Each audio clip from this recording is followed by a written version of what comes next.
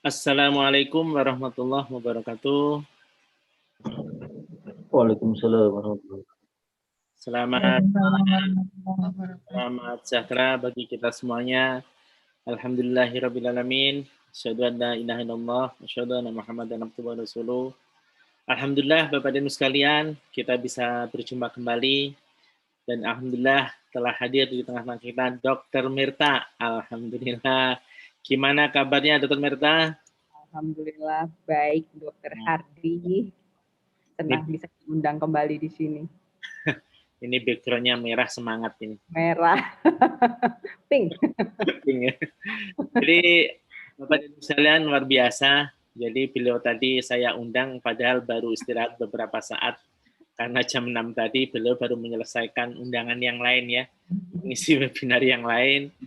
Tetapi alhamdulillah beliau masih memberikan kesempatan kepada kita ya untuk memberikan waktunya, ilmunya untuk sharing ya kepada kita. Alhamdulillah. Bapak dan Ibu sekalian, mungkin kita tunggu beberapa saat ya, 5 menit lagi sebelum kita mulai, biar kemudian semakin banyak partisipannya. Cuaca di Bontang sangat-sangat panas hari ini. Beda sekali dengan di sini yang hujan deras. Oh gitu ya. Jadi Bontang 2-3 hari aja nggak ada hujan, terasa panasnya. Alhamdulillah ya, karena kita berada di daerah Khatulistiwa, jadi perubahan cuaca sangat-sangat terasa sekali. Bagaimana kabar Bapak dan Ibu sekalian? Mudah-mudahan semuanya juga dalam kondisi sehat ya. Alhamdulillah kita bisa berjumpa kembali. Tidak terasa 1 pekan waktu yang cukup cepat ya. Kayaknya baru kemarin kita berjumpa, kita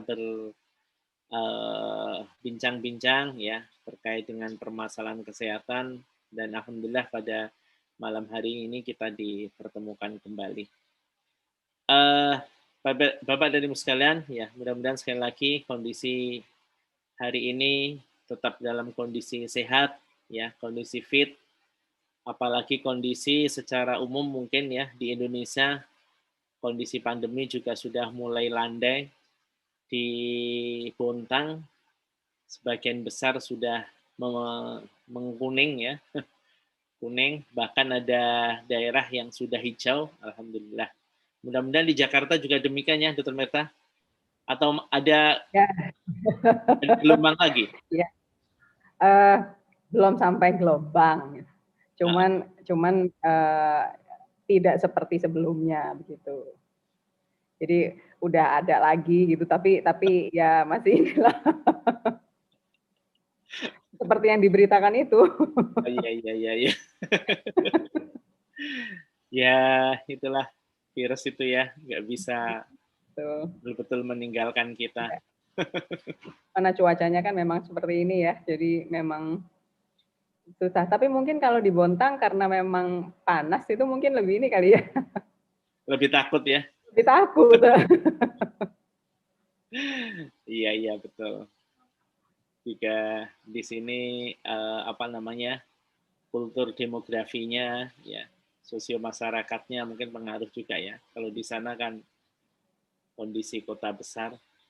Di sini udah nggak kayak pandemi mana-mana, ya Allah. Gitu ya.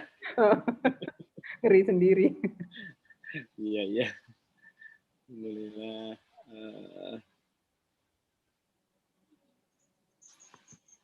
Ini Pak Danu, Dr. Mirta bisa dijadikan co-host.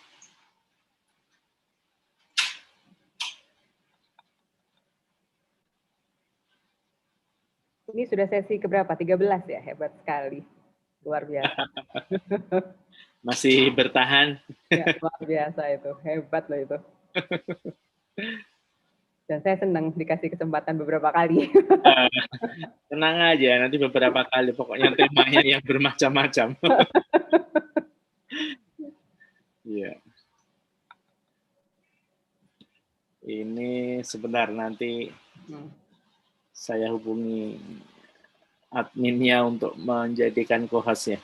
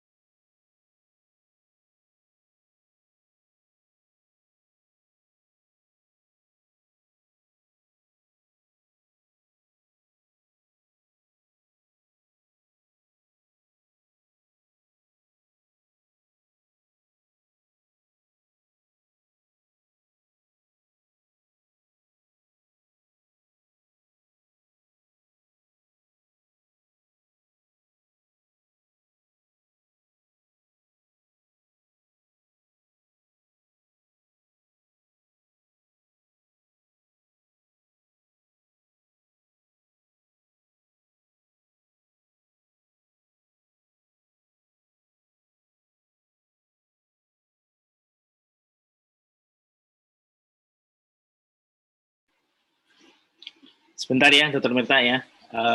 Lagi mau dijadikan host. Ya. Bapak Ibu sekalian, tema kita pada malam hari ini menarik, memilih jenis olahraga yang tepat. Nanti beliau akan memaparkan mungkin secara umum ya.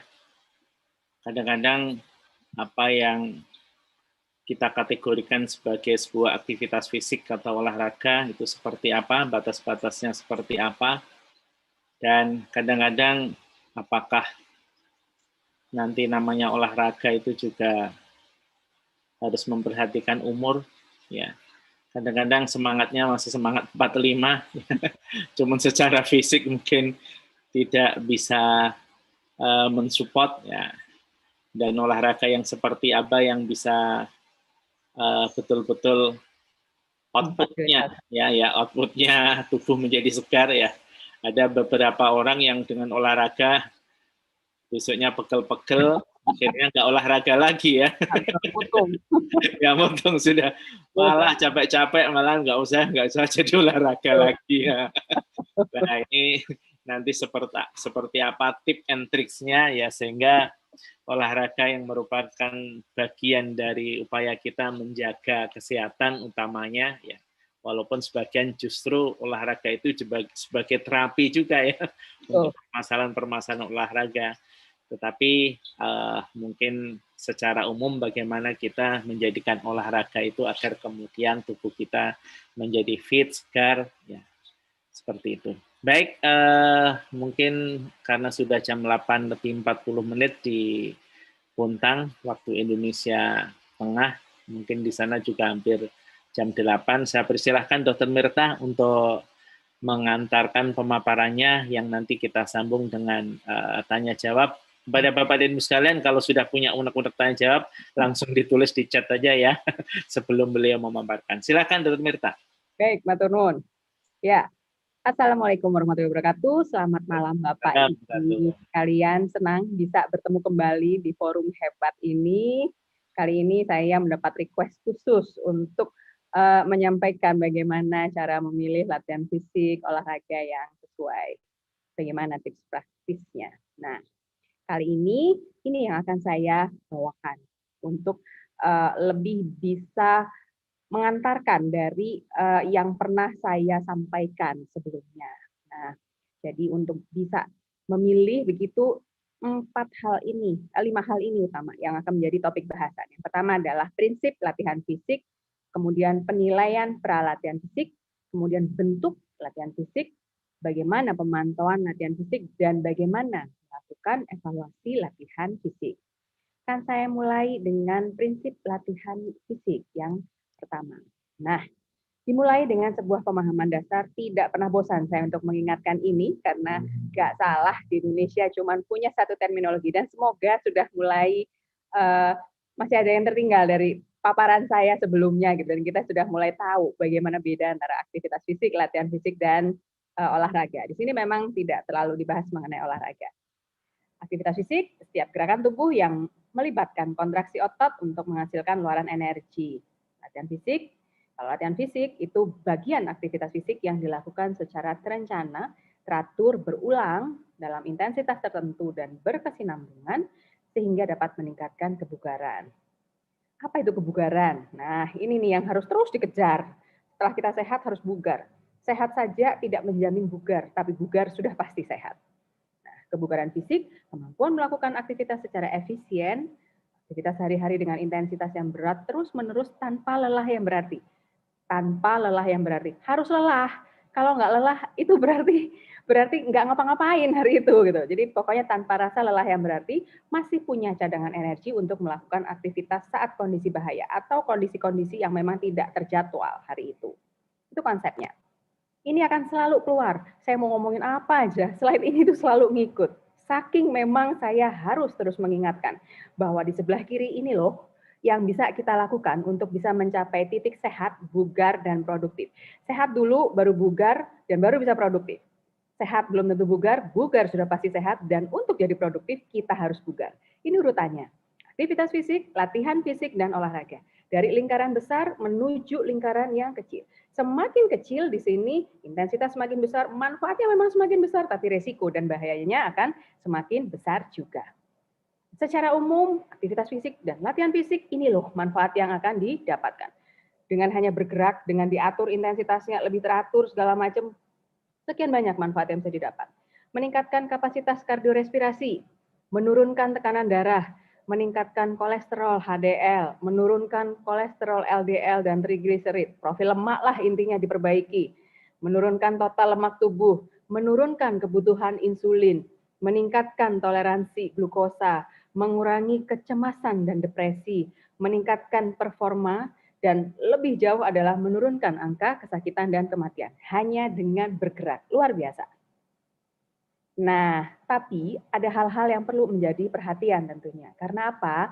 Karena beberapa penyakit akan memengaruhi keamanan fisik seseorang untuk melakukan latihan fisik. Nah, alasan untuk tidak melakukan latihan fisik ini disebut kontraindikasi. Ada 2 kontraindikasi, yang satu absolut, yang satu relatif. Absolut ini artinya hanya dapat melakukan aktivitas fisik terbatas dengan pengawasan dokter. Kalau kontraindikasi relatif dapat melakukan latihan fisik tertentu dengan pengawasan dokter. Jadi memang ada batasan-batasan yang harus diketahui. Ini setidaknya untuk menambah pemahaman. Paling tidak saya yakin beberapa istilah itu sudah sangat dikenal oleh Bapak Ibu sekalian. Di sebelah kiri adalah kontraindikasi relatif dan di sebelah kanan adalah kontraindikasi absolut. Jadi kalau memang ada gangguan elektrolit darah, tekanan darah tinggi dengan sistol lebih dari 160, diastolnya lebih dari 100, gangguan irama jantung, gangguan pembesaran otot jantung, gangguan otot sendi, diabetes mellitus dengan kadar gula darah sewaktunya lebih dari 200, penyakit infeksi menaun misalnya TB, TBC aktif, dan keterbatasan mental. Itu kontraindikasi relatif. Masih bisa melakukan tertentu tapi dengan pengawasan dokter. Jadi betul-betul dokter harus tahu sekali dan akhirnya betul-betul memilihkan mana yang sesuai dengan kondisi-kondisi yang ada di sebelah kiri. Kemudian yang kedua adalah kontraindikasi absolut. Contohnya di sini adalah yang termasuk perubahan gambaran EKG istirahat dengan kemungkinan penyakit jantung. Ini dokter Hardi ahlinya. Kemudian gangguan irama jantung yang tidak terkontrol, angina pectoris yang tidak stabil, kemudian gagal jantung yang tidak terkontrol, hipertensi tidak terkontrol. Pokoknya yang tidak terkontrol itu menjadi absolut gitu. Beda dengan kondisinya apabila memang betul-betul terkontrol. Kemudian anemia yang berat, diabetes mellitus tipe 1 dengan pengobatan insulin, penyakit infeksi disertai demam dan pembengkakan kelenjar getah bening, serta gangguan kejiwaan yang serius. Ini absolut, betul-betul hanya terbatas yang bisa dilakukan dan itu pun juga dengan pengawasan dokter. Akan lebih baik memang bila semuanya menjadi lebih bisa dikontrol sehingga betul-betul lebih dapat dilihat manfaat dilakukannya latihan fisik terhadap gangguan-gangguan kesehatan tersebut. Nah, kemudian selanjutnya adalah poin kedua, bagaimana penilaian pralatihan fisik. Kadang kan bingung ya, gimana taunya segala macam, makanya perlu dilakukan penilaian pralatihan fisik. Penilaian pralatihan fisik, prapartisipasi ini tujuannya adalah agar setiap individu aman dalam melakukan latihan fisik. Aman dulu, baru bisa dapat manfaat. Karena kalau nggak aman, nggak akan dapat manfaat. Bisa terjadi macam-macam yang tentu saja tidak pernah diinginkan. Di sini dilakukan sebelum seseorang melakukan latihan fisik. Jadi yang bisa dilakukan adalah tahu tingkat aktivitas fisiknya saat ini. Kemudian dilakukan screening kesehatan. Kemudian diketahui tingkat motivasinya dan diketahui tingkat kebugaran jasmaninya. 4 hal ini penting setidaknya untuk diketahui ketika fase awal. Nah, bicara tentang tingkat aktivitas fisik, secara sederhana mungkin bisa dilihat dari, mohon maaf, saya akan kembali lagi. Nah, di sini, mohon maaf, ini kok nggak keluar ya. Jadi di sini adalah sebetulnya adalah gambaran dari WHO gitu. Jadi di mana seperti yang tadi saya sampaikan, aktivitas fisik, latihan fisik dan olahraga ini semakin ke kanan di sini intensitasnya adalah semakin besar.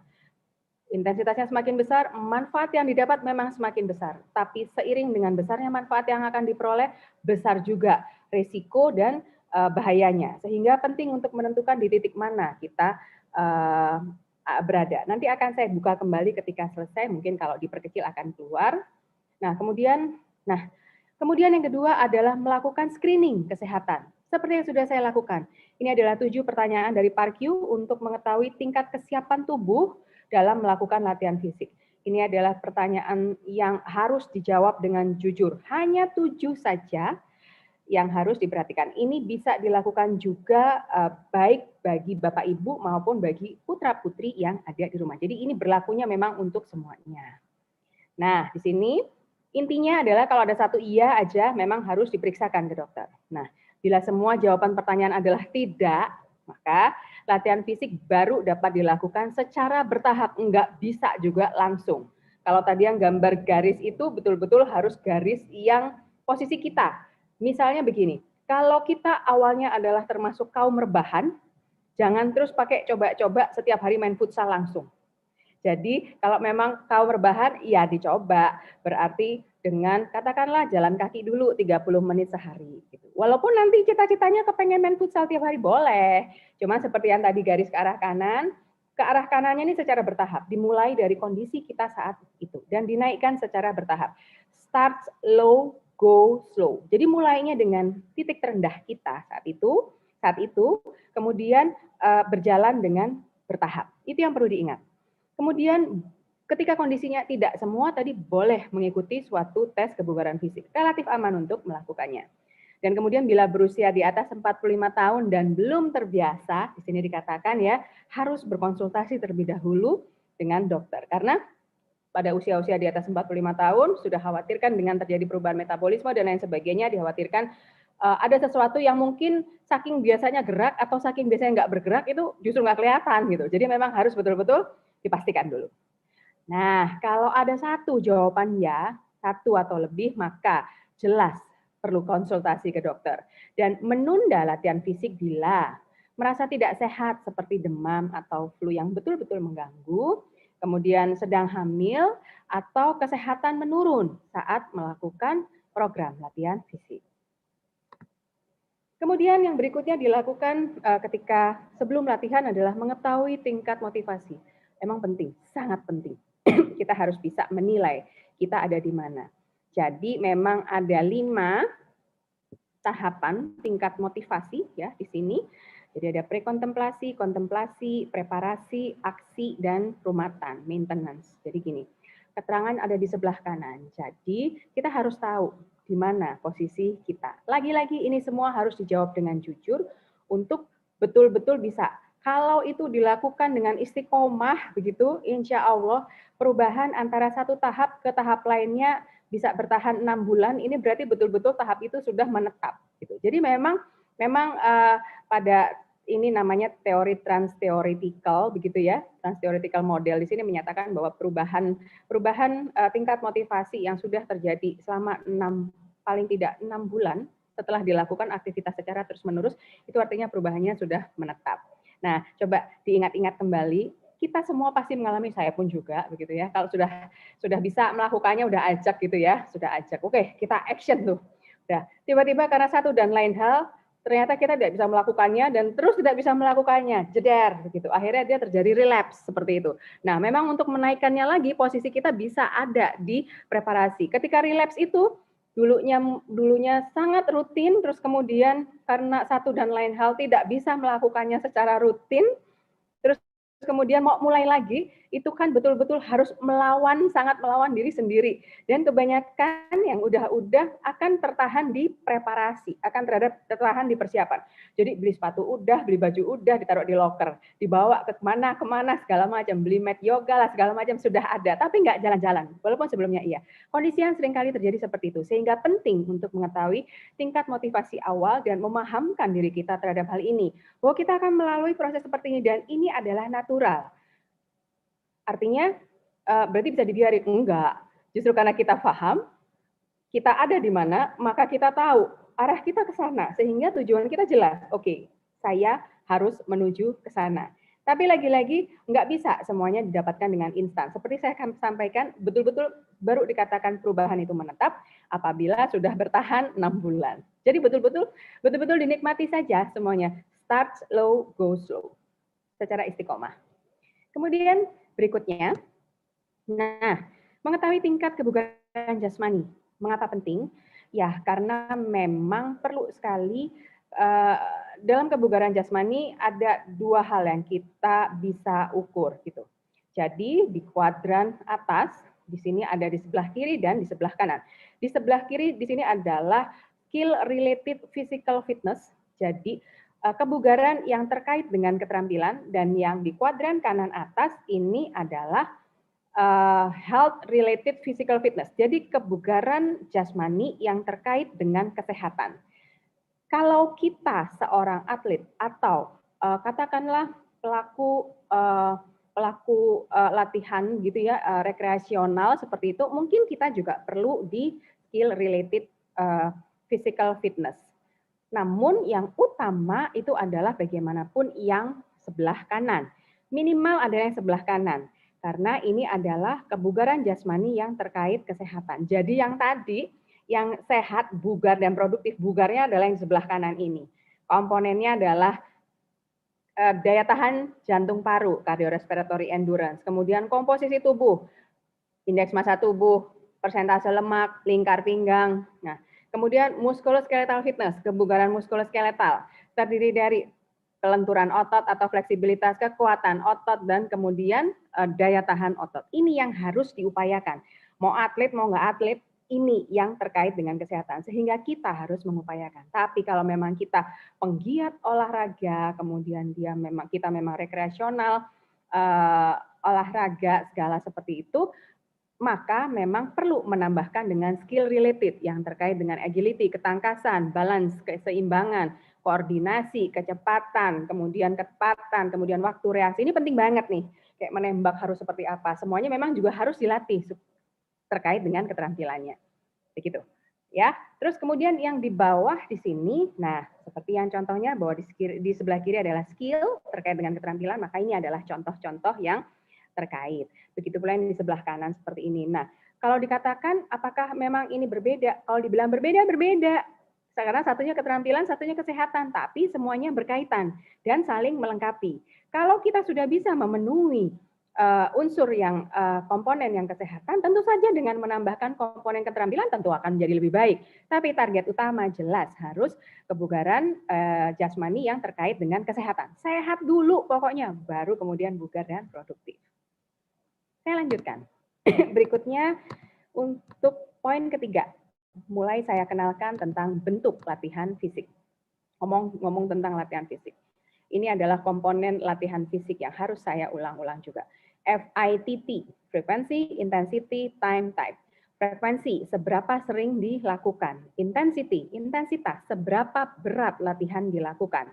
Time, berapa durasi, berapa lamanya latihan dilakukan. Dan type, seperti apa latihan dilakukan, macamnya apa. Ini penting sekali. Jadi kalau misalnya obat, minum antibiotik, amoxicillin 3 kali 500 ml. Nah, komponennya sama seperti ini.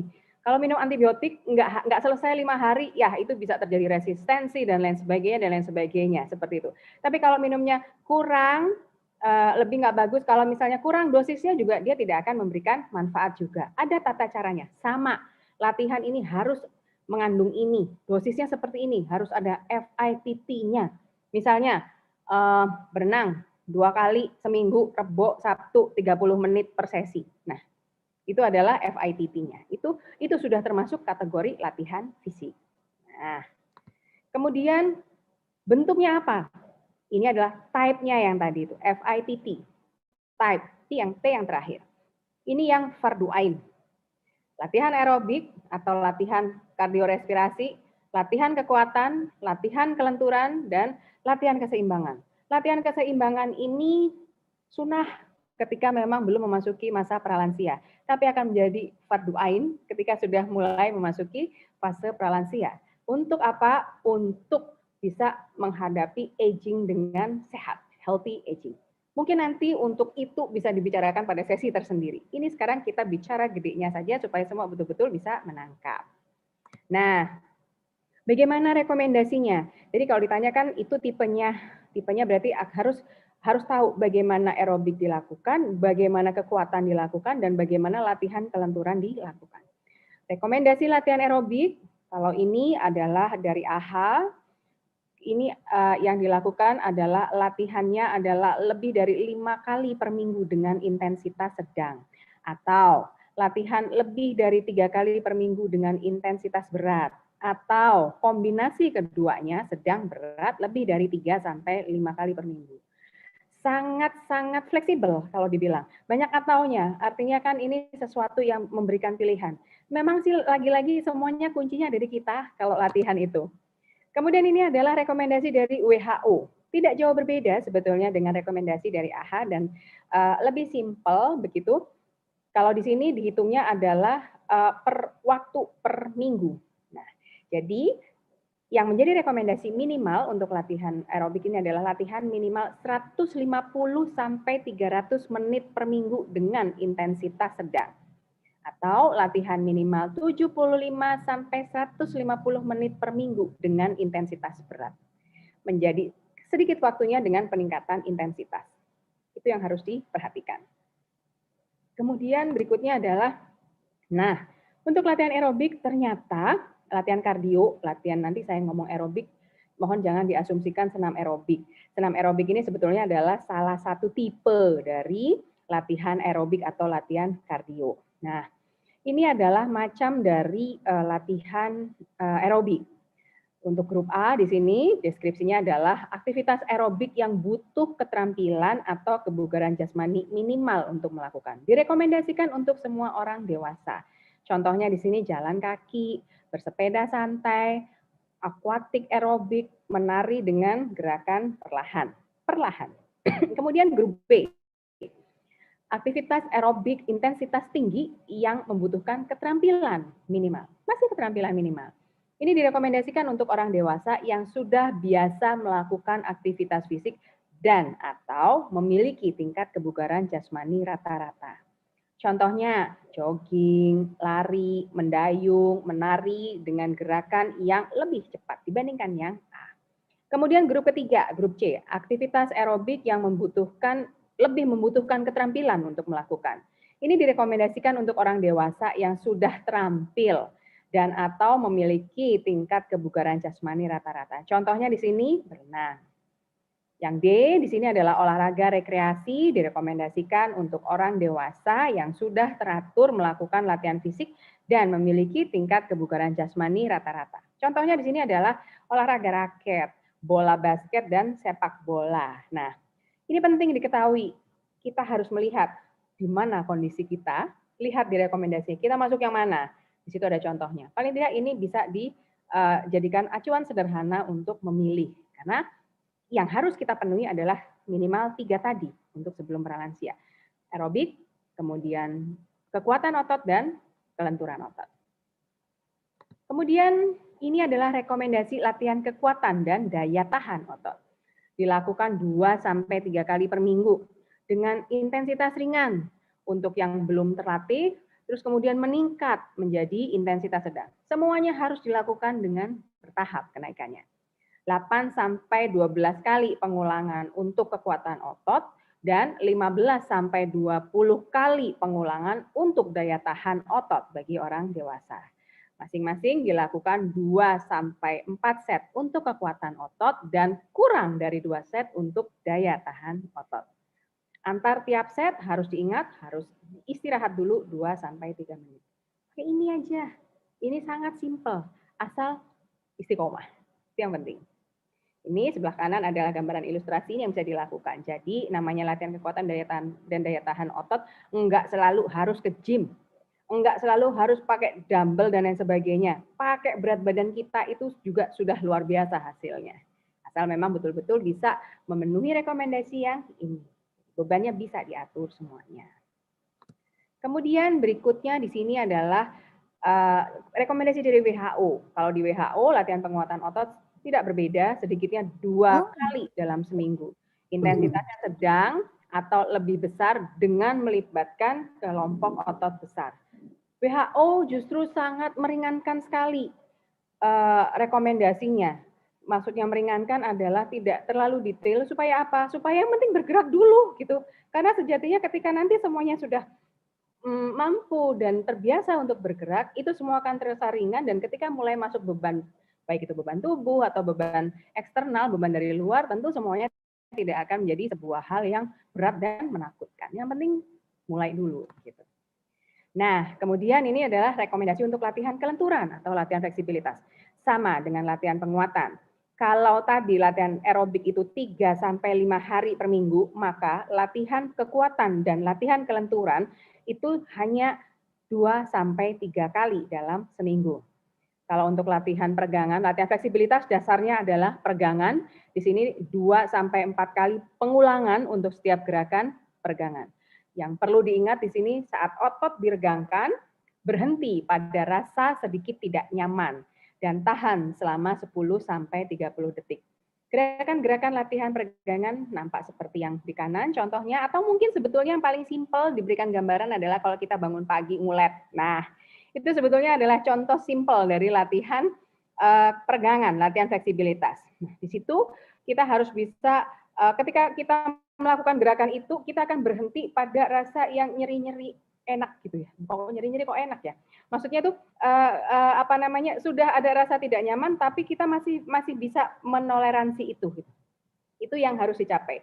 Itu adalah titik ROM maksimal tanpa nyeri. Di situ daya jangkau sendinya sudah maksimal, tapi tidak nyeri. Itu yang nomor 1. Sehingga itu akan menjadi sebuah latihan peregangan. Nah, bagaimanapun semuanya harus dilakukan dengan BBTT untuk bisa mendapatkan manfaat kesehatan. Baik, benar, terukur, dan teratur. Baik, itu dimulai sejak dini sesuai dengan kondisi fisik dan psikis. Kita harus tahu dulu, kita ini nggak sama dengan yang lainnya. Jadi kita ketika memulai, betul-betul harus melihatnya ya diri kita, bukan yang lainnya. Kemudian tidak memberikan dampak yang merugikan bagi kesehatan masing-masing. Kemudian perlu memakai pakaian, sepatu, perlengkapan olahraga yang sesuai. Berikutnya, benar. Latihan fisik yang benar ini dilakukan secara bertahap, diawali dengan pemanasan dan peregangan 10-15 menit di awal, kemudian latihan inti 20-60 menit, dan diakhiri dengan peregangan dan pendinginan 5-10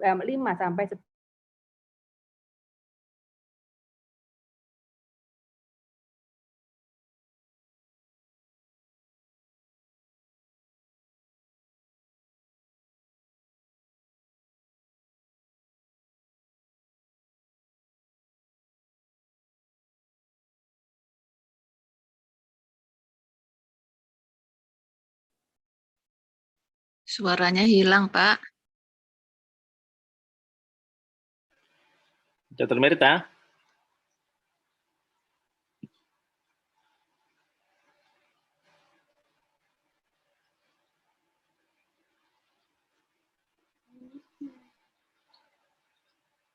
Keluar ya.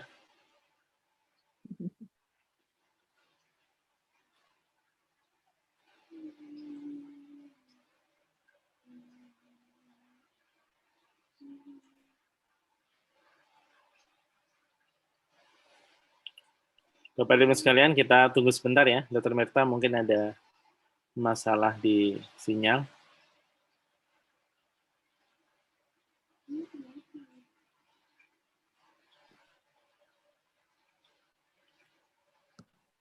Dr. Merta? Ya, alhamdulillah sudah masuk. Ya, sudah masuk kembali. Mohon maaf, terlempar. Ya. Mohon maaf di sini hujan soalnya. Saya share. Oke. Ya. Ya. Oke. Mohon maaf. Saya lanjutkan kembali ini. Jadi kemudian tadi terakhir, teratur. Latihan fisik yang teratur dilakukan 3-5 kali per minggu dengan selang sehari istirahat. Harus ada selang istirahat untuk memberi kesempatan tubuh melakukan pemulihan. Di sini 3 kali latihan aerobik dan 2 kali latihan beban. Komposisinya seperti itu, dilakukan secara teratur dan rutin baik di dalam atau di luar gedung. Nah, latihan fisik BBTT.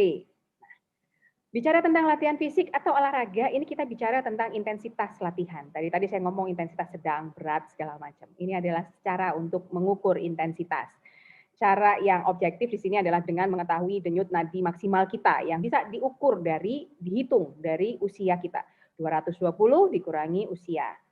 Dikatakan intensitas sedang yang menjadi rekomendasi itu kalau berada di 64 sampai 76% dari denyut nadi maksimal kita dari usia. Kalau kurang dari itu berarti ringan, lebih dari itu berarti berat. Nah, kita nggak perlu yang ringan, kita nggak perlu yang berat. Kita berada di kondisi intensitas sedang. Seperti yang tadi direkomendasikan baik oleh WHO maupun AHA. Kemudian ini adalah cara yang sederhana, Dok, kalau nggak punya alat untuk mengukur denyut nadi gimana? Nggak apa-apa. Nah, ada cara yang lebih sederhana di sini dengan melakukan talk test atau tes bicara. Lagi-lagi intensitas sedang yang menjadi target kita. Caranya adalah dengan kita melakukan, ketika kita melakukan aktivitas tersebut, kita sambil berbicara. Namanya aja talk test, artinya ya berbicara ketika melakukannya. Intensitas sedang ini masih dapat berbicara tapi udah nggak bisa nyanyi. Nah, itu intensitas sedang. Kalau intensitas ringan ini dia masih bisa nyanyi bahkan beralbum-album. Nah, kebalikannya ketika udah ngep ngomong aja nggak bisa, itu artinya intensitasnya sudah terlalu berat sehingga harus diturunkan. Karena intensitas yang berat sangat berpotensi, sangat membahayakan, dapat menurunkan imunitas. Sedangkan dalam kondisi seperti ini modal kita cuma meningkatkan imunitas dan itulah yang memang bisa diusahakan dengan melakukan latihan fisik intensitas sedang. Nah, ada lagi juga untuk bisa mengetahui tingkat aktivitas fisik adalah berdasarkan jumlah langkah per hari. Bagaimanapun kalau berdasarkan jumlah langkah rekomendasinya adalah minimal 10.000 langkah gitu. Ya gimana Dok, dalam masih pandemi memang bisa di rumah, ya sudah resikonya muter-muter, namanya aja diukurnya berdasarkan jumlah langkah ya tetap yang menjadi acuan adalah jumlah. Kemudian berikutnya kita beranjak ke pemantauan latihan fisik. Bagaimana pemantauan latihan fisik itu dilakukan? Jadi dengan perlengkapan yang sesuai, dengan melakukan teknik latihan yang sesuai, dengan mengetahui target nadi latihan yang tadi 64-76% intensitas sedang. Kemudian dengan melihat keluhan saat latihan dan sesudah latihan. Kemudian juga memantau nadi dan tekanan darah saat latihan dan sesudah latihan. Ini penting sekali karena tujuan kita kan tadi sehat nomor 1. Kemudian berikutnya adalah setelah dipantau maka kita juga harus melakukan evaluasi. Nah, yang udah-udah kita cuma ngelakuin aja, nggak dipantau, nggak dievaluasi, sehingga kita nggak tahu manfaatnya apa yang kita sudah dapat. Padahal sebetulnya ketika kita tahu dan melakukan ini, kita tahu banget gitu apa yang bisa berhasil di kita. Gitu. Kemudian melakukan evaluasi dari apanya? Keteraturan melakukan latihan fisik, keistiqomahan. Kemudian bagaimana tingkat aktivitas fisik saat ini? Kemudian tahap motivasinya yang tadi prekontemplasi, kontemplasi, kemudian status kesehatannya seperti apa saat ini dan bagaimana tingkat kebugaran jasmaninya? Apakah sudah meningkat dibandingkan dengan sebelumnya? Ini adalah untuk melakukan latihan untuk evaluasinya. Kemudian lagi-lagi pandemi belum berakhir walaupun terus semoga memang bisa melandai. Bagaimana yang aman ketika memang kita ingin tahu bagaimana yang aman, maka memang kita masih harus menggunakan acuan ini. Perhimpunan Dokter Spesialis Kedokteran Olahraga memang sampai saat ini masih merekomendasikan untuk melakukan latihan fisik di rumah saja. Nah, ketika memang ingin melakukannya di luar, pastikan dulu kondisinya sehat dan fit, kemudian memilih zona hijau. Dengan tetap melakukan pembatasan jarak tentu saja dengan kiri dan kanan 2 meter dan depan dan belakang 20 meter. Khawatirnya nih ya, karena sudah melandai, sudah mulai hilaf lupa gitu, seolah pandemi telah berakhir. Wah, seneng sekali ya ketemu dengan komunitas-komunitas olahraga sebelumnya seperti itu. Jadi terus akhirnya pembatasan-pembatasan ini akhirnya menjadi diabaikan. Ini yang kita tetap harus lakukan, bahwa protokol kesehatan harus tetap dijaga ketika memang ingin melakukan latihan fisik di luar rumah. Bagaimana caranya untuk mengetahui? Kita lakukan stratifikasi risikonya. Karena bagaimanapun ini masih masa-masa COVID ya. Jadi di sini melakukan latihan fisik sendiri atau dengan anggota keluarga perlu tetap melakukan pembatasan jarak fisik minimal 2 meter yang tadi saya sampaikan. Di sini adalah risiko rendah, risiko sedang, dan risiko tinggi. Semakin ke kanan risiko semakin tinggi. Bisa dilihat di sini bahwa risiko rendah bila dilakukan di rumah. Ketika di umum ini sudah naik jadi sedang dan bisa menjadi tinggi. dengan perilaku-perilaku yang tidak menjaga protokol kesehatan. Sendiri atau dengan anggota keluarga masih rendah risikonya.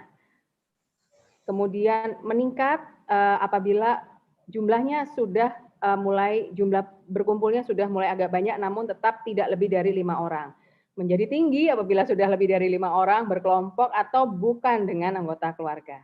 Hal-hal seperti ini seolah sepele, tapi suka lupa kalau sudah dilakukan di luar. Nah, risiko rendah menggunakan peralatan sendiri. Sedang juga masih menggunakan peralatan sendiri. Nah, kalau sudah berganti-ganti, sudah haus, akhirnya minta sana sini segala macam, tentu saja menjadi semakin tinggi. Ini pola-pola seperti ini yang simple, sederhana, tapi seringkali terlupakan karena memang karena memang kondisi ini memang memang cukup membuat banyak kejenuhan, sehingga memang ini harus dipahamkan dan memang tetap diupayakan dijaga agar supaya tetap bisa memutus rantai penularan COVID-19. Ini yang utama, jangan saling pinjam peralatan, jangan sentuh wajah ketika melakukan aktivitas ataupun latihan fisik di luar rumah, kemudian tetap menggunakan masker. Itu yang harus selalu diingat. Di sini untuk meningkatkan imunitas dilakukan dengan latihan fisik intensitas sedang, dan apabila memang akan melakukan latihan fisik dengan intensitas berat, misalnya dengan dumbbell ataupun bukan dumbbell ya, barbell itu, memang harus berkonsultasi terlebih dahulu dengan dokter karena beresiko menurunkan imunitas tubuh. Setidaknya ini yang harus dilakukan panduannya. Sangat simpel sekali. Sebagai simpulan dari sesi ini, aktivitas fisik adalah kegiatan dalam kehidupan manusia yang melibatkan otot rangka dan penggunaan sejumlah energi. Penilaian aktivitas fisik akan memberikan gambaran mengenai pola dan tingkat aktivitas fisik. Aktivitas fisik yang kurang atau sedenter merupakan faktor risiko yang dapat diubah. Aktivitas fisik yang dilaksanakan dalam bentuk latihan fisik sesuai kaidah BBTT akan memberikan manfaat kesehatan. Dan yang terpenting adalah monitoring dan evaluasi latihan fisik dilakukan untuk mengetahui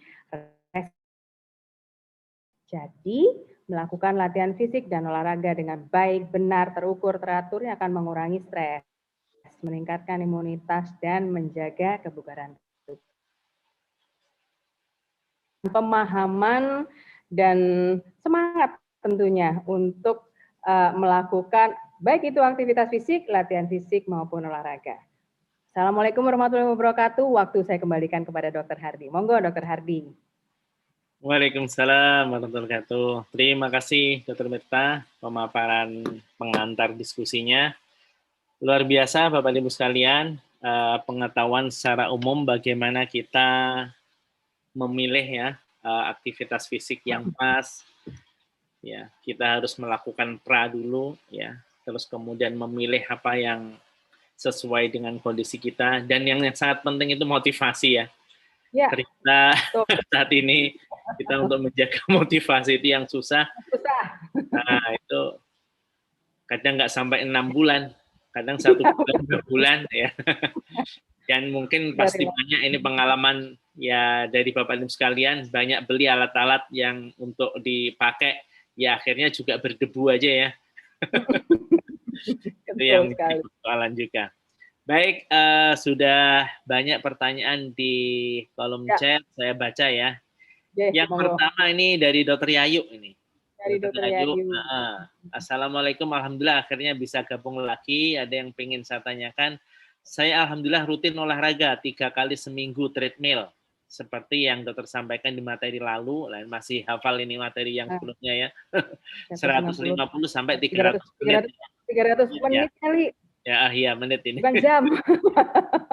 Yang menjadi masalah akhir-akhir ini, setiap habis treadmill dengan intensitas seperti biasa, setelahnya pusing karena tensinya jadi rendah. Bagaimana tipsnya supaya dengan latihan rutin bisa bugar tapi tensinya nggak ikutan turun? Ya, silakan. Oke, baik.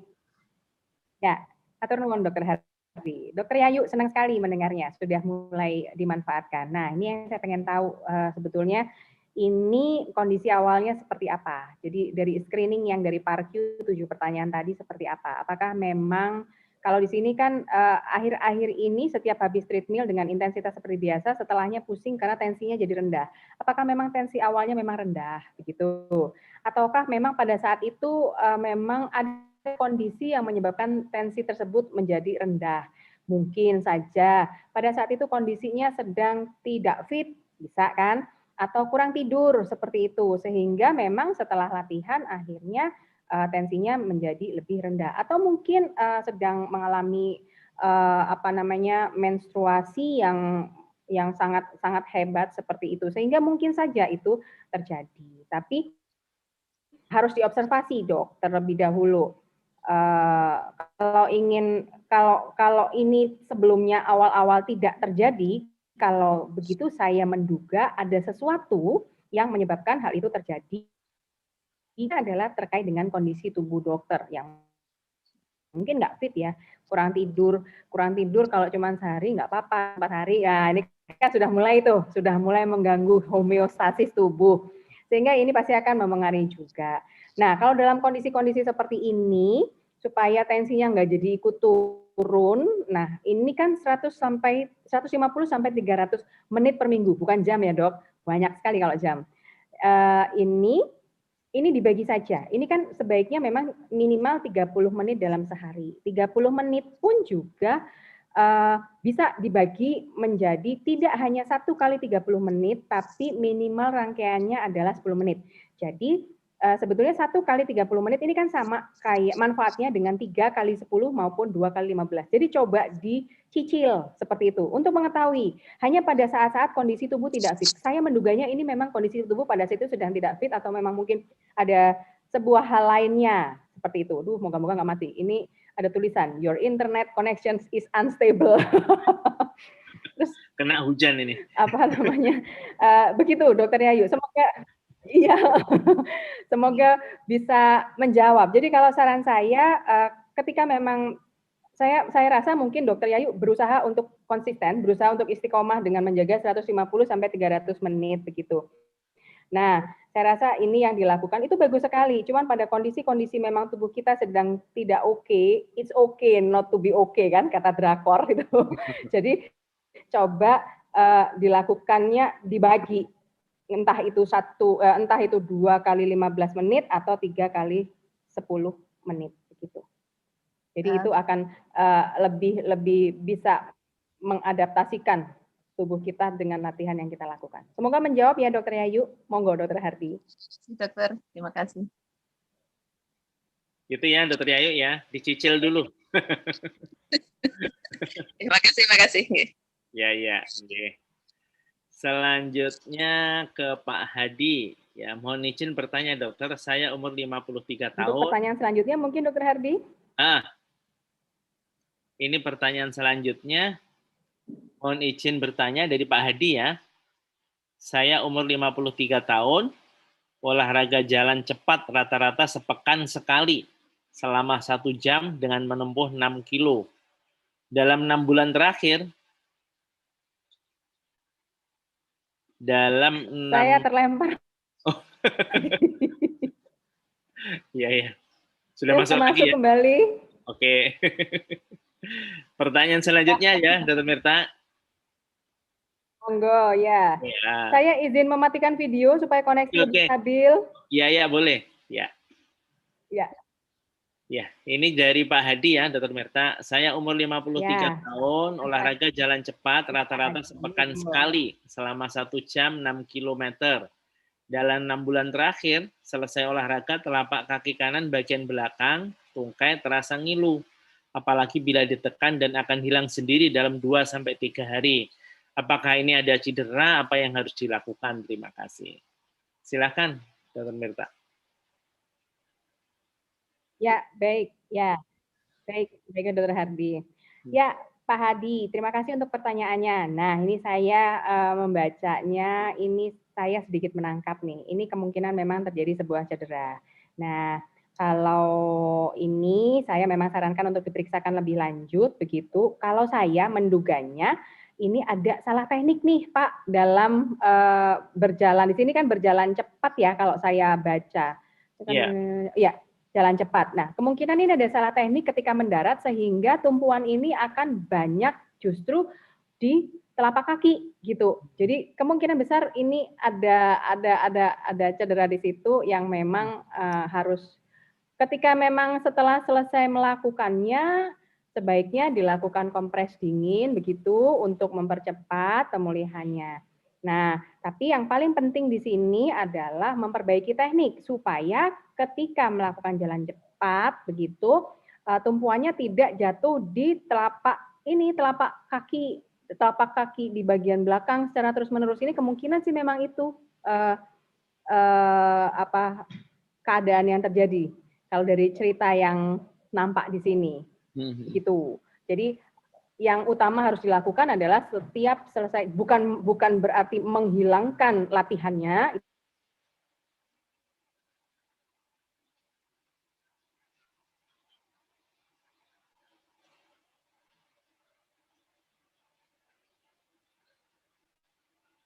Halo, Dr. Mirta.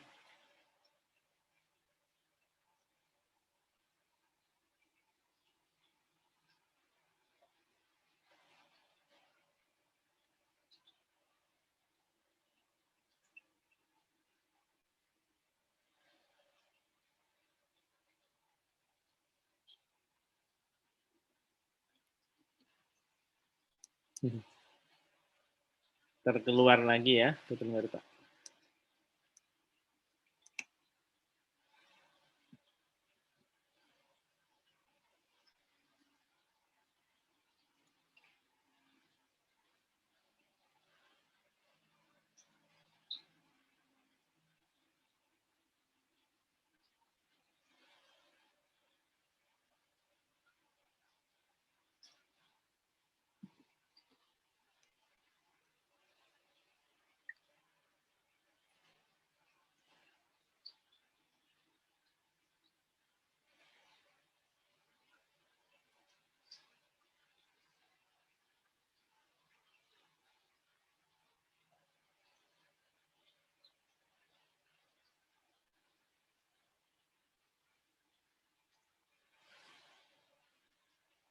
Alhamdulillah masuk lagi.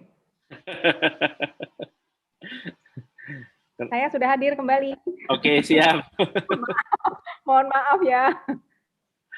Ya, karena cuaca ya. Saya lanjutkan lagi untuk Pak Hadi, berarti begitu selesai langsung dilakukan kompres dingin pada telapak kaki bagian kanan terutama yang di bagian belakang begitu, lakukan kompres dingin dengan es batu, kemudian dilakukan pembebatan di situ, dikompres selama 10 sampai 15 menit dan diulang setiap 2 jam ya Pak. Itu setiap kali melakukan begitu. Jadi paling tidak dilakukan setelah larinya ya paling tidak 2 sampai 3 kali lah Pak dalam sehari itu. Insya Allah akan lebih ringan begitu. Dan yang terpenting adalah melatih supaya tekniknya nggak salah Pak. Jadi supaya tumpuannya tidak ke telapak kaki belakang terus-menerus. Ya, semoga bisa menjawab Pak Hadi. Silakan Dr. Hardi. Ya, makasih. Ya, jadi demikian ya Pak Hadi. Mungkin dipastikan karena kemungkinan cedera karena pas mendarat ini ya kakinya yang bikin sakit. Yang selanjutnya dari Bu Sri, izin bertanya dokter. Latihan fisik apa yang cocok untuk wanita pos SC 5 bulan yang lalu? Terima kasih. Baik, terima kasih Bu Sri atas pertanyaannya. Saya jawab Dr. Hardi. Untuk pos SC 5 bulan yang lalu, lagi-lagi seperti yang tadi juga sudah saya sampaikan, kita harus tahu titik kita di mana. Dan tadi untuk melakukan pra penilaiannya itu adalah salah satunya mengetahui tingkat aktivitas fisik. Nah, yang perlu diingat adalah bagaimana kondisi sebelum partus sebelum melahirkannya gitu. Jadi sebelum melahirkan apakah sudah aktif ataukah betul-betul belum sama sekali. Kalau memang betul-betul relatif tidak aktif, tentu saja harus dimulai dengan yang sederhana, membuat tubuh lebih aktif dulu dibandingkan sebelumnya.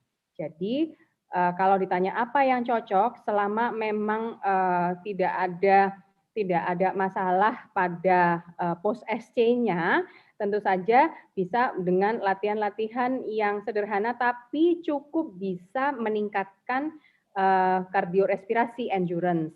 Seperti contohnya tadi adalah yang berada pada grup A, minimal grup A, aerobik tadi, yang di tabel tadi. Jadi bisa seperti berjalan cepat, itu yang paling mungkin sih ya.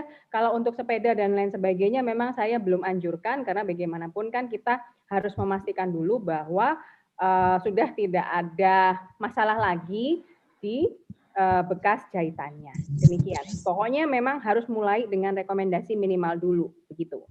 Karena kalau terlalu kelelahan tentu saja nanti dikhawatirkan akan berpengaruh juga ke produksi ASI. Demikian, Bu Sri, semoga bisa menjawab. Tapi tetap harus berlatihan fisik ya, Dr. Merta ya. Harus. Betul. Kalau memang itu bisa dilakukan ringan, itu justru akan menambah produksi ASI gitu, karena dia akan menurunkan stres segala macam. Ya, nah, dia harus diingat. Tapi memang kita harus tahu, karena kan kalau SC, tentu saja kondisi SC kan, post SC setiap orang beda gitu ya. Nah itu yang mesti harus dipastikan. Selama aman, dimulai dengan 30 menit sehari, ya kalau menurut saya jalan cepat itu udah yang paling murah, mudah, aman, mampu laksana, dan manfaatnya luar biasa. Oke, saya lanjutkan ya, Dr. Merta, dari Bu Rosdiana. Usia 43 tahun, penderita diabetes, jalan santai tiap hari 45-60 menit. Apakah sudah cukup? Oke, baik. Saya jawab, Dr. Hardi. Ibu Rosdiana, pertanyaan bagus sekali. Nah, ini dia nih. 45-60 menitnya sih cukup. Yang agak-agak harus saya koreksi adalah jalan santainya nih, gitu. Kalau boleh, ini adalah bukan jalan santai, tapi jalan cepat, begitu. Kalau jalan santai, dapatnya nanti cuma capeknya aja, Bu, gitu. Jadi diusahakan supaya ketika sudah berjalan, jalan itu bisa betul-betul masuk ke intensitas sedang. Pakai aja talk test, tes bicara tadi. Jadi ketika berjalan masih bisa berbicara dan sudah tidak bisa bernyanyi. Itu saja. Dilakukan kalau itu bisa dilakukan 45-60 menit, tentu saja akan luar biasa bagus sekali untuk kondisi diabetesnya. Tapi nggak sampai 45-60 menit, asal bisa 30 menit juga sudah bagus. Semoga bisa menjawab, Bu Rosdiana. Mungkin ini juga, Dr. Merta, mungkin merasa sudah biasa, apa perlu tantangan baru nih? Oh, betul. Kalau memang sudah biasa, ini saya coba on cam, moga-moga nggak mati lagi. Kalau sudah terbiasa, justru memang intensitasnya harus dinaikkan. Intensitasnya kan dinaikannya dari kecepatan berjalannya. Jadi tidak lagi berjalan santai, begitu. Namun berjalan cepat. Demikian, Dr. Hardi. Atau yang lain, kalau misalnya bisa, pakai sepeda juga bisa. Berenang kalau memang mampu laksana juga nggak apa-apa, begitu. Jadi ditambahi dengan aktivitas yang lain ya. Oke. Selanjutnya dari Pak Yusuf Toding. Selamat malam Bu Dokter, mau tanya olahraga apa yang cocok untuk yang kena penyakit jantung dan beberapa kali keluar lagi. Sudah masuk. Oh, ya. Sudah. Video saya matikan. Jadi beliau ini ada sakit jantung. Jadi apa yang cocok dari Pak Yusuf Toding ya? Oh, Pak Yusuf Toding, berapa kali dalam 1 minggu? Cocok untuk yang kena penyakit jantung dan berapa kali dalam 1 minggu? Penyakit jantungnya apa dulu nih Pak? Gitu. Kalau seperti tadi kita harus lihat. Tadi saya sudah memberikan ini termasuk yang kontraindikasi absolut atau kontraindikasi relatif. Jadi ketika memang terkena kondisi penyakit jantung harus dipastikan dulu apakah oleh dokter jantung yang menghandle dikatakan bahwa Bapak boleh melakukan aktivitas fisik sendiri. Itu penting dulu. Tapi kalau dokter jantungnya bilang Bapak harus mengurangi harus ini, nggak boleh melakukan latihan dengan ini. Nah, berarti termasuk sudah ada kontraindikasi sehingga memang harus dengan supervisi dokter olahraga. Demikian. Nah, sekarang saya nggak tahu Bapak termasuk yang mana, tapi kalau memang tidak ada poin khusus yang disampaikan oleh dokter jantung yang merawat, maka Bapak bisa menggunakan rekomendasi yang minimal. Saya sekali lagi menyarankan hanya dengan berjalan cepat saja, intensitas sedang minimal 30 menit sehari, 3-5 kali dalam seminggu. Itu aja dulu Pak. Paling tidak itu. Ya. Ini Pak Yusuf ini hipertensi sama chest pain. Oke, hipertensi sama chest pain. Berarti masih bisa begitu. Hipertensinya kan berarti terkontrol ya? Ya, terkontrol. Ya, kalau terkontrol insya Allah berarti bisa. Bisa aman berarti bisa dilakukan sepeda juga. Chest pain-nya chest pain apa nih, Dokter Hardi? Kalau aktivitas berat aja sih. Kalau untuk aktivitas sedang. Nggak apa-apa ya. Oke, ya udah berarti ya berarti itu yang harus dikontrol adalah dengan seperti itu jelas intensitas sedang itu menjadi yang utama. Jadi nggak usah sampai lebih, sudah dijaga saja dengan paling simpel adalah talk test. Boleh dengan berjalan atau bersepeda, pokoknya yang termasuk di grup A yang tadi saya sampaikan. Ya, dilanjut ya dari Bu Herning, olahraga yang cocok untuk wanita di atas 56 tahun. Apa masih boleh sepedaan? Boleh, Bu, kalau memang bisa naik sepeda. Tapi nggak boleh kalau nggak bisa naik sepeda, nanti jatuh soalnya. Jadi gini, Bu, untuk usia 56 tahun, ya kita harus lagi-lagi yang namanya sudah di atas 45 tahun, itu sudah terjadi perubahan metabolisme sehingga macam-macam mungkin bisa terjadi dan berbeda antara satu individu dengan individu lainnya. Ini dulu yang harus dilihat begitu. Nah, kalau misalnya dalam kondisi yang aman dan tidak ada kontraindikasi untuk melakukan latihan fisik, maka diperkenankan Bu, bisa tadi yang grup A atau grup B saja bisa begitu. Kalau Ibu memang bisa sepeda, nggak apa-apa. Insya Allah intensitas sedang ini aman untuk dilakukan untuk usia dewasa dan bahkan untuk lansia. Asal memang kita memulainya dengan posisi kita pada saat itu dan dinaikkan secara bertahap. Jadi nggak ngoyo di awal. Jadi kita betul-betul harus membiasakan dan mengadaptasikan dulu tubuh kita. Mau itu mau jalan, mau itu berenang, mau itu naik sepeda, adaptasi itu sangat diperlukan oleh tubuh. Gitu. Oke. Jadi yang nggak ada masalah, yang penting bisa sepedaan ya. Iya, itu. Kalau nggak cedera itu nanti. Baik, dilanjut dari Pak Ahmad Yunus. Pertanyaannya, umur 53 tahun, hobi olahraga saat muda yang paling saya sukai bulu tangkis. Ya. Karena ada unsur menghirup. Apakah masih dibolehkan untuk usia saya? Hasil check up terakhir, terutama jantung, kondisi baik. Baik, ya. Ya, Pak Yunus, senang sekali melihat kalau hasil check up jantung dikatakan baik, bulu tangkis insya Allah tidak apa-apa. Namun yang perlu diperhatikan adalah yaitu tadi yang suka-suka lupa dilakukan adalah melakukan pemanasan dan peregangan di awal dan pendinginan dan peregangan di akhir. Jadi pastikan itu dilakukan apalagi dengan usia 53 tahun dan katakanlah bukan atlet begitu sehingga memang betul-betul tubuh harus dipersiapkan sekali gitu. Karena bulu tangkis ini adalah olahraga ya. Olahraga berarti intensitasnya kan berarti sudah lebih berat dibandingkan dengan aktivitas fisik dan latihan fisik yang biasa. Sehingga betul-betul harus dipersiapkan. Terus kemudian melakukan bulu tangkisnya juga bukan bulu tangkis yang heboh Pak. Ya, yang penting adalah itu tadi yang penting tetap menjaga bergerak dan seperti yang Bapak bilang karena Bapak melakukannya itu suka bulu tangkis karena ada unsur menghibur, ya sudah. Berarti unsur hiburan itu juga yang harus digunakan sebagai motivasi. Jadi bukan untuk bersaing antara yang satu ya yang lain gitu Pak ya. Yang penting bergerak itu yang perlu diingat begitu. Semoga menjawab Pak Yunus. Ya, jadi boleh ya Pak Yunus. Yang terpenting harus pemanasan dulu, peregangan ya. Dan unsur menghiburnya ya. Nggak boleh kompetisi. Iya. Dari Bu Nilam, jika latihan sudah oke, tapi kalau hasil akhirnya pusing atau lemas, apa kemungkinan karena efek dari diet, Dok? Ini mungkin Bu Nilam lagi diet juga. Ya, sedang diet ya. Ya, oke. Ya, ini yang perlu saya pahamkan. Jadi berbicara tentang aktivitas fisik dan nutrisi. Ini adalah bicara seperti timbangan. Jadi ada tuas di kiri dan di kanan yang mana harusnya itu seimbang. Jadi seharusnya ketika semua berimbang antara yang masuk sama yang keluar, maka kondisinya akan berada pada kondisi yang balance, seimbang. Jadi enggak balance positif dan enggak balance negatif. Tidak ada yang berlebih di salah satu sisi.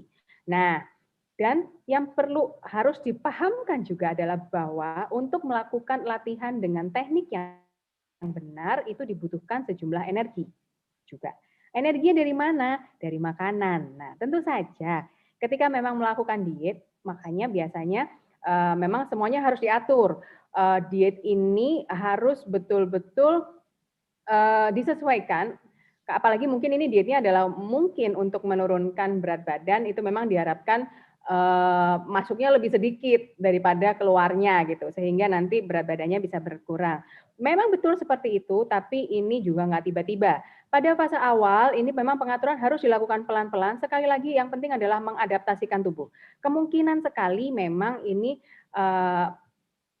kalori yang masuk ini terlalu rendah dibandingkan dengan latihannya, atau mungkin latihannya yang terlalu heboh gitu. Jadi ini yang harus diinikan, harus selalu disesuaikan, karena bagaimanapun modal untuk melakukan latihan ini dari makan. Kalau makannya kurang, maka tidak cukup energi untuk bisa melakukan latihan itu, dan justru potensinya adalah bisa membahayakan kesehatan dan berisiko cedera. Gitu. Jadi ketika mau memulainya dengan mengombinasikan dengan diet, maka semuanya harus betul-betul yang dietnya ini awalnya jangan diturunkan dulu, jangan diet dulu, latihannya dulu yang diutamakan begitu. Setelah kemudian latihannya sudah terbiasa, baru asupannya yang mulai dikurangi secara bertahap. Gitu, triknya seperti itu. Jadi tubuh sudah terbiasa untuk melakukan latihan, sehingga energinya pun nanti akan menyesuaikan. Kalau dimulai dengan diet dulu, wah, dengan latihan pertama pasti nanti nggak akan bisa menghasilkan latihan yang betul-betul optimal, sehingga manfaat yang didapat pun juga nggak bisa optimal juga, gitu, Bu Nilam. Semoga bisa menjawab ya. Ya, demikian ya Bu Nilam. Jadi harus balance yin dan yang-nya ya. Ya.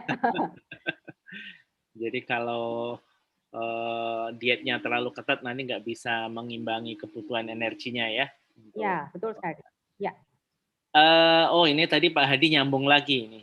Cedera tadi apakah berhubungan dengan sepatu olahraga yang terpakai? Apakah ada yang cocok untuk ini? Oke. Wah, ini dia. Tidak ada endorse. Jadi gini Pak Hadi, kalau ditanya, nah ini kemungkinan juga saya nggak tahu ya Pak, apakah kondisi telapak kaki Bapak ini ada kekhususan gitu, karena ada bentuk-bentuk telapak kaki yang memang khusus begitu. Ketika memang ada bentuk telapak kaki yang khusus, maka memang diperlukan sepatu yang khusus pula supaya dapat meminimalkan risiko cedera yang bisa terjadi, gitu Pak.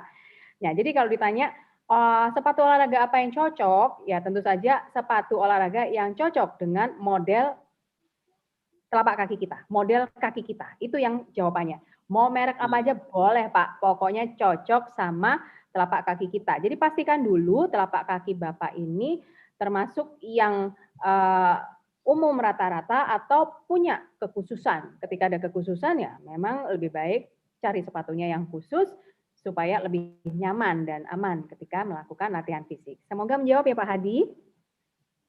Ya, demikian ya Pak Hadi. Ya memang telapak itu kadang-kadang ada yang bentuk gini ya, iya. sama yang datar juga ya. Iya, betul. Bisa jadi seperti itu juga, bisa jadi. Mesti diperiksa si Dokter Hardi untuk pastinya. Oke. Demikian ya Pak Hadi, nggak harus merek Adidas ya. Baik, dilanjutkan dari Nadia Rizky, bagaimana untuk mengetahui kita bisa bakar lemak, Bu? Olahraganya apa, durasinya berapa, apa pekerjaan rumah tangga termasuk aktivitas fisik? Ini dilanjutkan, ini karena bagaimana mengkombinasikan latihan beban, tapi kardio dengan stretching. Nah, kira-kira durasinya berapa menit tiap satu kali sesi? Oke, baik. Ya, saya akan coba jawab untuk Bu Nadia. Kalau ditanya untuk mengetahui kita bisa bakar lemak, durasinya berapa? Nah, gini, kalau untuk membakar lemak, saya jawab dulu dari yang pekerjaan rumah tangga. Pekerjaan rumah tangga apakah termasuk aktivitas fisik? Iya. Kalau aktivitas fisik, iya. Pokoknya aktivitas fisik itu adalah semua aja kegiatan aktivitas yang kita lakukan yang menghasilkan energi pengeluaran. Jadi sebetulnya tidur aja itu termasuk aktivitas fisik, duduk saja itu termasuk aktivitas fisik, gitu. Tapi jangan sampai terus kaum rebahan bilang, aku ini melakukan aktivitas fisik gitu. Benar juga gitu, cuman energi pengeluaran yang dihasilkan dari tidur sama duduk ya gedean duduk, berdiri sama duduk ya gedean berdiri, berjalan sama berdiri ya gedean berjalan. Dan tugas kita adalah memilih aktivitas fisik dengan energi pengeluaran yang besar, tentu saja seperti itu. Itu untuk pertanyaan yang pekerjaan rumah tangga gitu. Tapi ini bukan latihan fisik ya Bu, kalau untuk dewasa latihan fisik memang harus dilakukan terencana, terukur, teratur, jadi sudah ada FITT-nya tadi ya. Terus kemudian untuk mengetahui kita bisa bakar lemak olahraga apa durasi berapa?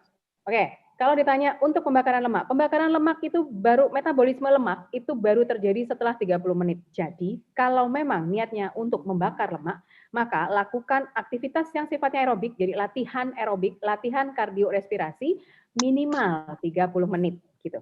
Jadi minimal 30 menit dilebihkan karena memang baru masuk metabolisme lemaknya baru ke menit 30, maka ya paling tidak lakukan antara 30 sampai 45 menit. Itu pasti lemaknya terbakar karena sudah masuk ke metabolisme lemak. Gitu ya, Bu.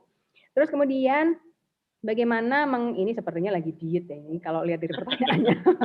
Bagaimana mengombinasikan latihan beban tadi kardio dengan stretching? Durasinya berapa menit tiap satu kali sesi olahraga? Oke. Kalau seperti ini mungkin saya berikan pandangan gini. Jadi satu sesi dilakukannya yang di depan adalah pemanasan dan peregangan 10 sampai 15 menit, kemudian latihan intinya itu 20 sampai 60 menit dan kemudian ditutup dengan pendinginan dan peregangan selama 5 sampai 10 menit gitu. Jadi latihan peregangan ini sebetulnya sudah bisa dikategorikan sebagai stretching begitu.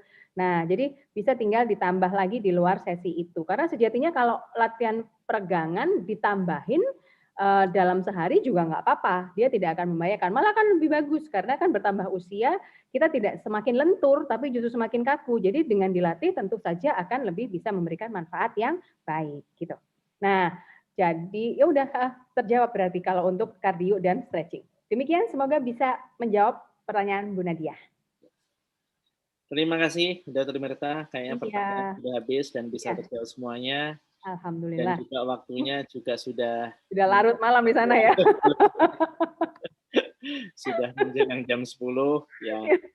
Terima kasih sekali ilmunya pada malam hari ini, luar biasa. Mudah-mudahan yang hadir sehat semuanya nanti ya. Ya.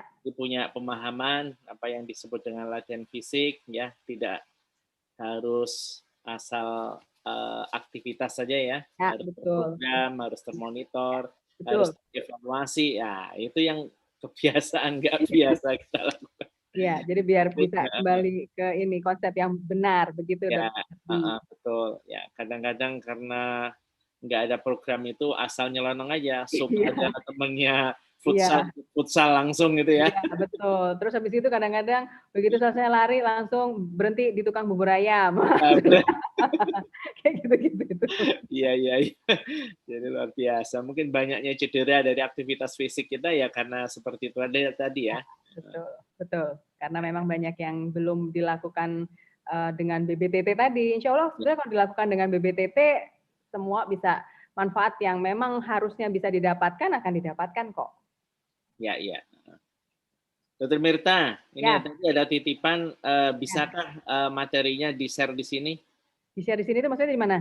Di chat. Oh, nanti saya kirimkan lewat Dr. Hardi aja ya. Oh ya, boleh. Ya. Guru Bara kan repot ini kan lagi sinyalnya begini. Iya. Jadi Bapak Ibu sekalian, nanti insya Allah materinya akan saya share mungkin untuk pertemuan pekan depan aja ya. Materi dari Dr. Mirta untuk malam hari ini mungkin mau dibaca-baca ulang biar nggak lupa ya. Monggo, silakan. Baik. Ya, sekali lagi terima kasih Dr. Mirta atas ilmunya pada malam hari ini. Jangan bosan-bosan lagi ya. Mohon maaf, ini sempat beberapa kali terlempar karena cuaca. Ya, nggak apa-apa. Tidak menjadi masalah bagi kami ya, karena akan sabar menunggu. Alhamdulillah. Ya, jadi Bapak Ibu sekalian, saya kira kita akhiri pertemuan kita pada malam hari ini, mengingat juga waktu dan diskusinya juga sudah luar biasa. Banyak hal yang bisa kita dapatkan pada malam hari ini. sekali lagi dengan penambahan ilmu pengetahuan yang bisa kita dapatkan pada malam hari ini, semakin baik ya kita memprogram olahraga atau aktivitas fisik kita sehingga endingnya outputnya kita betul-betul mendapatkan kebugaran tadi ya. Karena ternyata sehat aja tidak berhenti di situ ya. Sehat, bugar, produktif. Nah, itu ya.